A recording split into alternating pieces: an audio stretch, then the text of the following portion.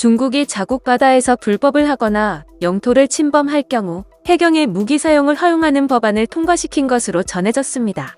하지만 중국의 불법 조업으로 인한 최대 피해국은 한국이며 지난해 영해를 침범해 퇴거 또는 차단 조치된 불법 중국 어선은 4,615척에 달합니다.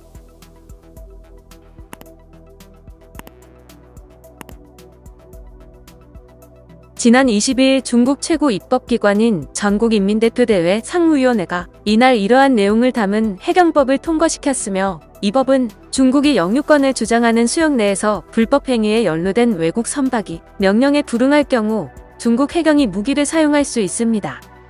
화춘잉 중국 외교부 대변인은 이날 정례 브리핑에서 해경법 제정은 전인대의 정상적인 입법 활동이라면서 다오위다오 및 그 부속 도선은 중국 고유의 영토라고 밝혔습니다.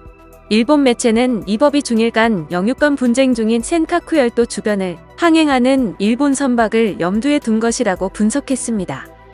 중국 해경국이 제2해군으로서 변모함에 따라 중국이 영유권을 주장하는 동중국해와 남중국해 일대에서 주로 일본과 베트남, 필리핀, 인도네시아 등의 어선에 총격을 가해 유혈 사태가 발생할 우려를 낳고 있습니다. 아울러 중국이 우리의 해역으로 확실하게 인정하지 않는 서해 일원에서 과잉 대응이 발생할 가능성도 배제할 수 없습니다. 중국은 해경국을 무장경찰에 편입한 이래 순시선을 대형화하고 기관포 탑재 등 무장까지 하고 있습니다. 지난 20일 한 매체에 따르면 최근 중국이 민간 선박에 적재된 컨테이너에서 초음속 미사일을 발사할 수 있는 기술을 개발 중이라고 미군이 발표했습니다. 사거리는 1,600km 정도이며 이 미사일은 컨테이너 1개에 4발 정도 적재될 것이라고 보고 있습니다. 중국의 어선은 그야말로 바다의 무법자였습니다. 아시아와 남북 아메리카 등지에서 벌어지는 자국민의 불법 조업은 묵인하면서 이 법을 통과시켜 국제적인 비난을 받고 있습니다. 지난해 11월 칠레와 페루, 콜롬비아, 에콰도르 정부는 남미로 몰려온 대규모 중국 원양어선단의 싹쓸이 조업을 규탄하는 공동 성명을 냈습니다. 이들 국가는 성명에서 중국 어선의 자국 해역 인근 출몰에 우려를 표시하면서 불법 조업을 예방하고 맞서기 위해 함께 조치에 나설 것이라고 밝혔습니다. 지난 21일에는 해양수산부는 한국 수역에서 불법 조업을 한 혐의가 있는 중국 어선 4척을 납포했습니다.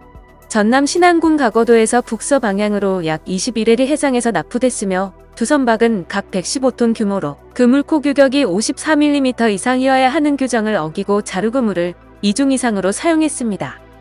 다른 두 선박은 제주 차기도에서 북서 방향으로 약 60해리 해상에서 납포됐습니다. 이들 선박은 적재량을 촉소 보고하고 조업 일지를 허위로 기재한 혐의를 받고 있으며 두 선박의 규모는 각 219톤이었습니다. 영상을 시청해주셔서 감사합니다.